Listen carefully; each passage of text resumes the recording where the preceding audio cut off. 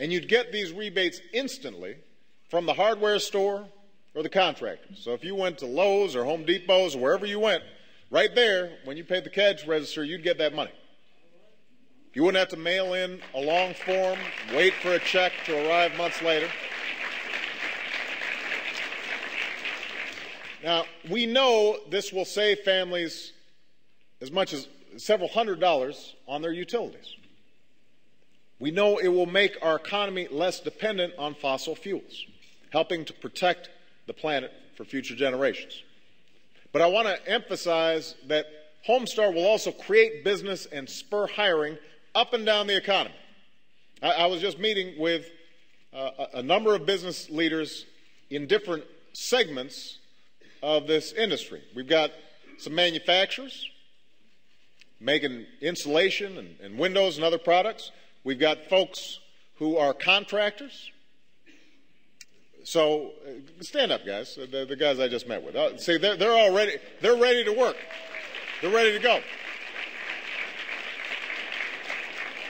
So we were just talking about how they are geared up, and they've got the capacity to guarantee a homeowner that if they're willing to do this work on their house, they will get their money back, not just through the rebate, but in the energy savings that you're seeing each year.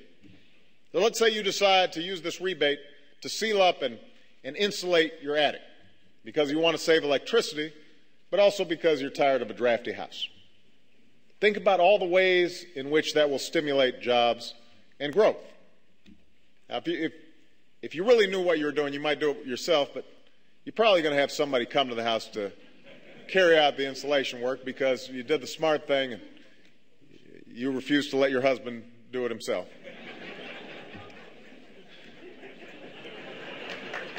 That's the smart thing. He'll be stubborn. He'll tell you he can do it. But don't listen to him. So that creates work for small businesses and contractors like some of the folks who are here today. And obviously construction work that's been as hard hit as anything during this recession. So you've got a lot of skilled contractors ready to go. And that in turn means that the contractors start hiring some of these folks who may have been laid off. Some of them may have been trained right here at Savannah Tech. Now you also have to buy the insulation and the other materials. And that means you're producing business for your local retailer. And that retailer has to purchase those supplies from manufacturers. As I said, most of them located right here in the United States of America. And I mentioned, these domestic manufacturers who are in the crowd, they would benefit from this program.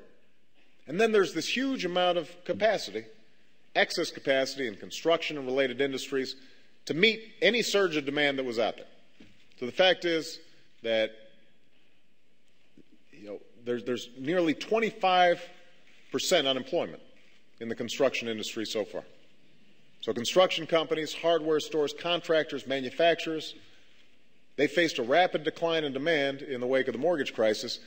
And to make matters worse, these businesses have seen the same decline in credit that has hurt every sector of our economy. So these are companies ready to take on new customers. They're workers eager to do new installations and renovations, factories ready to produce new building supplies. All we've got to do is create the incentives to make it happen. And this is not a Democratic idea or a Republican idea. This is a common sense approach that will help jumpstart job creation while making our economy stronger. So ultimately, that's what we're called to do. Just like a responsible homeowner will invest in their homes in the near term to fortify their economic security in the long term, we've got to do the same as a country. It'll have some costs on the front end. You buy a new boiler, or you get some insulation, or you get some new windows. That's going to have an initial cost. And the same is true from a government perspective. And it's going to be politically difficult to do some of this, but it's what's right to plan for our future. The same is true when it comes to reforming our education system. The same is true when it comes to trying to make our health care system more affordable. The same is true when it comes to energy. Each of these things are hard. Some of them have some costs on the front end. And, working stuff through Congress is more than a notion.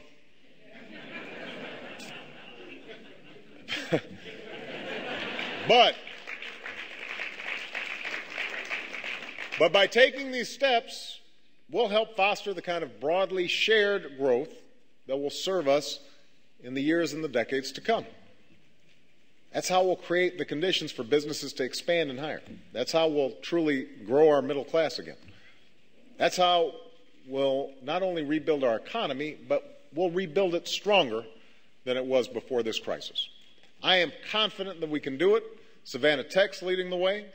A whole bunch of folks in this room are leading the way. And I just hope that Washington stands alongside you in making sure that we've got the kind of energy future that we need. Thank you very much, everybody. God bless you. God bless the United States of America.